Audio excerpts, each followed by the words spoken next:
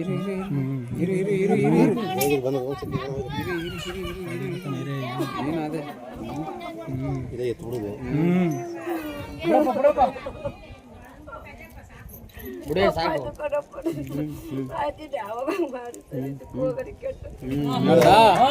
ನೋಡದಪ್ಪ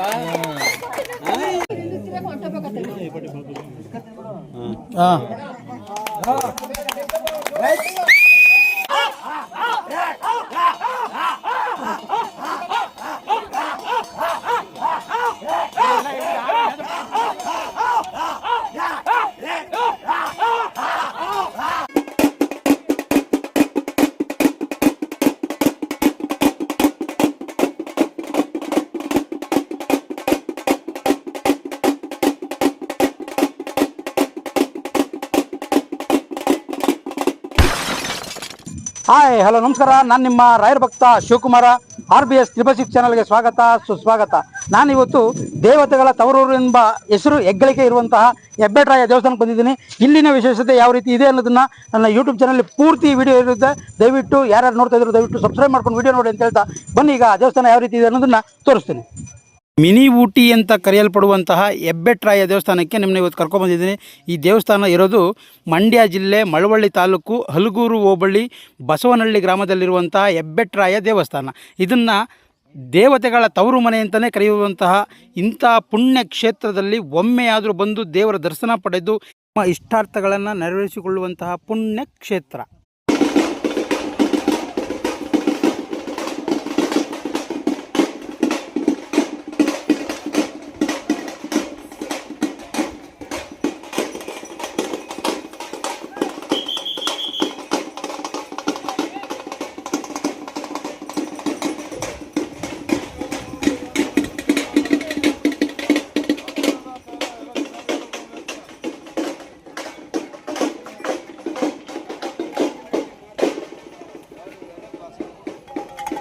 ಈ ಸುತ್ತಮುತ್ತ ಹಳ್ಳಿಗಳಲ್ಲಿ ಏನಾದರೂ ಕೊಂಡ ಅಥವಾ ಹಬ್ಬ ಯಾವುದಾದ್ರು ಹೆಣ್ಣು ದೇವರಾಗಿರಲಿ ಗಂಡು ದೇವರಾಗಿರಲಿ ಇಲ್ಲಿಗೆ ಬಂದು ದೇವರ ಪೂಜೆ ಮಾಡಿ ಇಲ್ಲಿಂದ ದೇವತೆಗಳನ್ನು ಕರ್ಕೊಂಡೋಗಿ ಆ ಗ್ರಾಮದಲ್ಲಿ ಕೊಂಡೋತ್ಸವ ಮಾಡುವಂತಹ ಈ ಸಂಪ್ರದಾಯ ಇಂದಿನ ಕಾಲದಿಂದಲೂ ನಡ್ಕೊಂಡು ಬಂದಿದೆ. ಅದಕ್ಕೆ ಇದನ್ನು ದೇವರಗಳ ತವರೂರು ಎಂದು ಕರೆಯುವಂತಹ ಬಸವನ ಬೆಟ್ಟದಲ್ಲಿ ಇಲ್ಲಿನ ನಡೆಯುವಂಥ ವಿಶೇಷಗಳನ್ನೇ ತಿಳಿಸ್ಕೊಡ್ತೀನಿ ಬನ್ನಿ.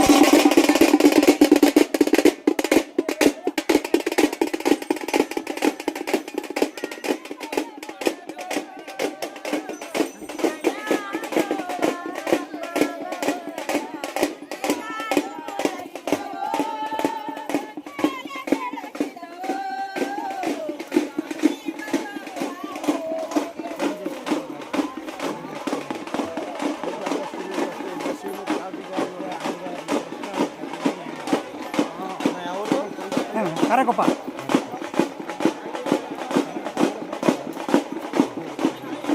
ಜಗದಾಪುರ ಬ್ಯಾಡ್ರಳ್ಳಿ ಮಧ್ಯ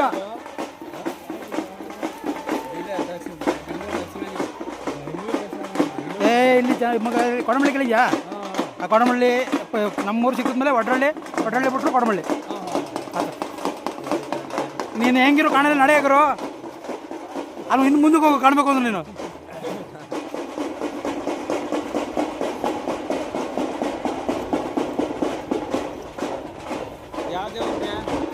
ಬಸವೇಶ್ವರ.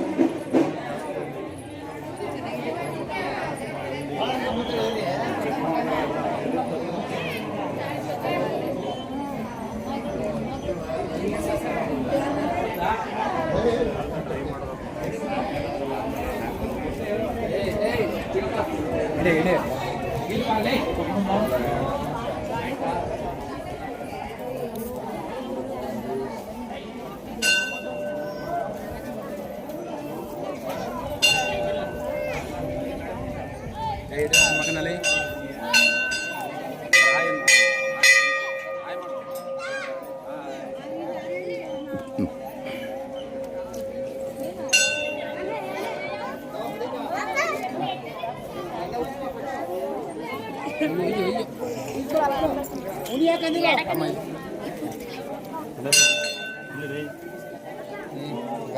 ಹೋಗಿ ಒಳಕ ಈಗ ಹೋಯ್ತೀನಿ ಅಲ್ಗೋದ್ರೆ ಇರ್ತಾನೆ ಅರ್ಧ ಗಂಟೆ ಲೇಟು ಇನ್ನು ಇದು ಮಾಡೋಕ್ಕಾಗ್ತೈತೆ ಒಳಗೆ ಹೊಂಟೋಗ್ಬಿಟ್ರೆ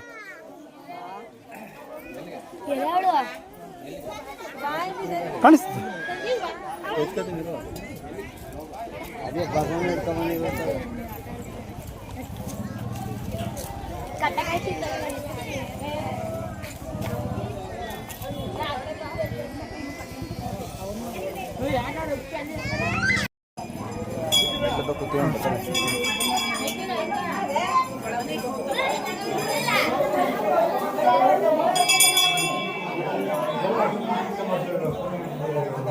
ಅಣ್ಣ ಸ್ವಲ್ಪ ಸೈಡ್ ಕೊಡಿ ಸ್ವಲ್ಪ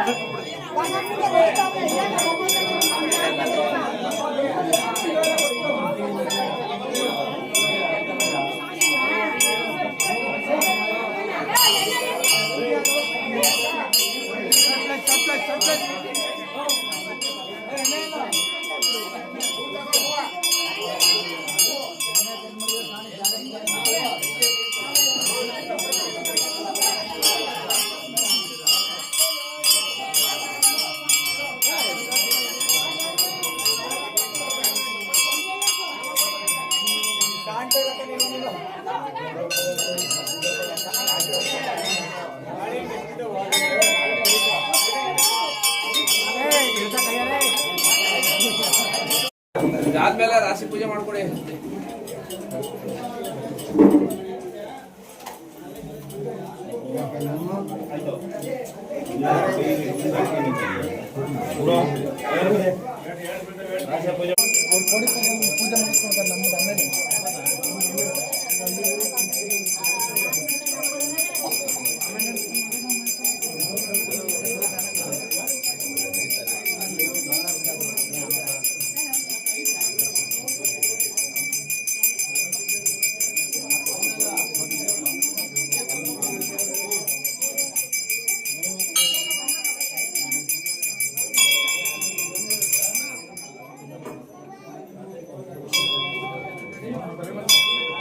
ಯಾಕೆ ಅವ್ರಿಗೆ ಏನು ನಿಂಗೆ ಹೊಟ್ಟೆ ಇಸ್ತಿದ್ದೀನ ಆಯನ್ ನಾವು ಹೊಟ್ಟೆ ಇಸ್ಬಿಟ್ಟಿರ್ಬೇಕಲ್ಲ ವಾ ಹಾಯ್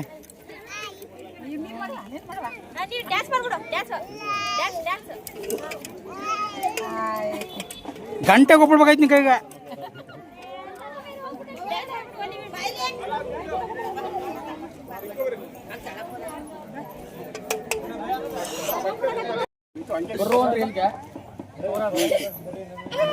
ಹಾಂ ನೋಡ ಬಿಡಮ್ಮ ಅದೃಷ್ಟ ಕೈ ಬಿಡಮ್ಮ ಕಾಲಿಗೆ ಕೊಟ್ಟದ ನೋಡಮ್ಮ ಕೊಡ್ತದೆ ಕಣ ಸ್ವಲ್ಪ ತಡ್ಕೋ ಈಗ ಕಾಲಿ ಇದು ಮಾಡ್ಬೇಕು ನಾನು ಇವನು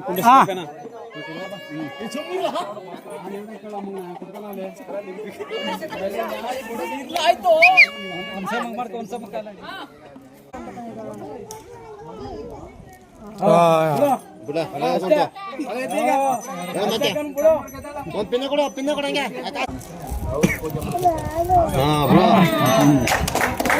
ಆಯ್ತು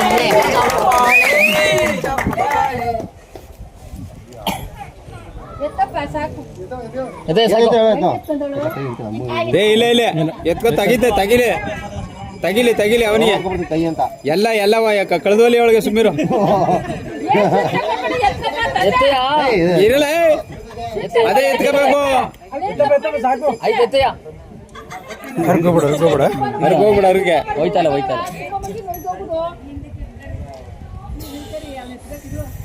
ಏನ್ ಶಿಕ್ಷೆ ಕೊಡ್ಬೇಡ ಎತ್ಕಪ್ಪ ಸಾಕು ಹೆಂಗೋ ಪಗಾರ ಕೊಟ್ಟಿದ್ಯಾ ಕೊಟ್ಬಿಟ್ಟು ಯಾಕೆ ಕಷ್ಟ ಕೊಡ್ತಾನೆ ಶಿಕ್ಷೆಗೆ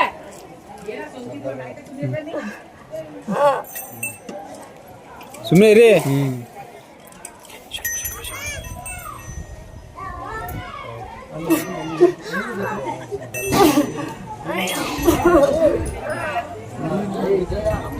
ಆಯ್ತು ಬುಡೆ ಆಯ್ತು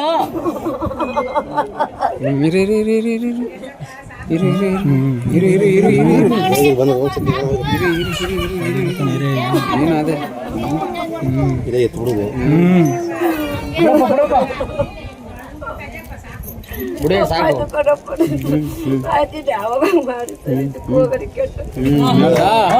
ನೋಡದಪ್ಪ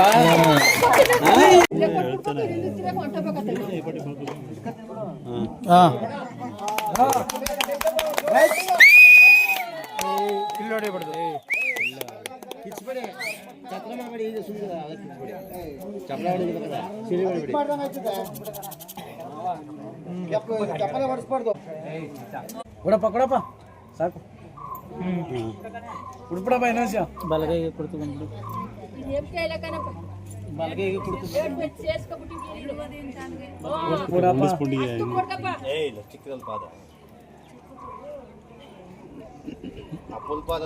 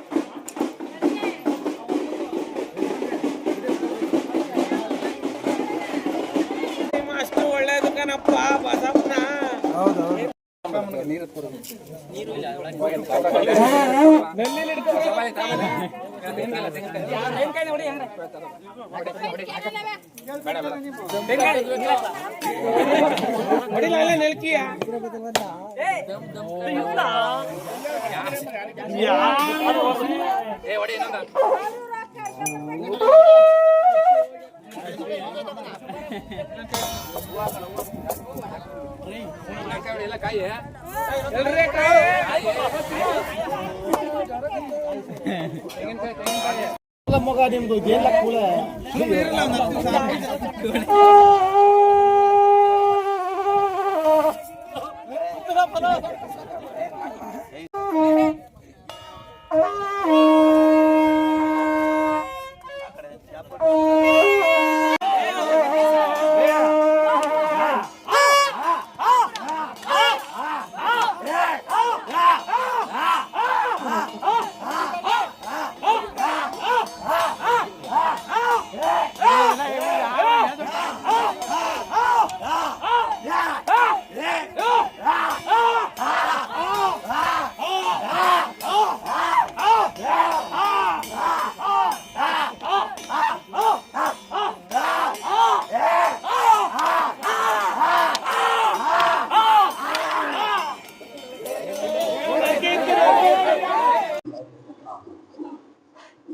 ಬನ್ನಿ ಪಕ್ಕಕ್ಕೆ ಬನ್ನಿ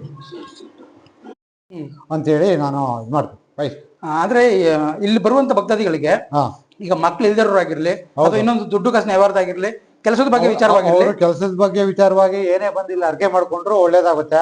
ಹಂಗಾಗಿ ದಿನೇ ದಿನೇ ದಿನೇ ದಿನೇ ಪರಿಸ್ಥಿತಿ ಜಾಸ್ತಿ ಆಯ್ತಾ ಇದೆ.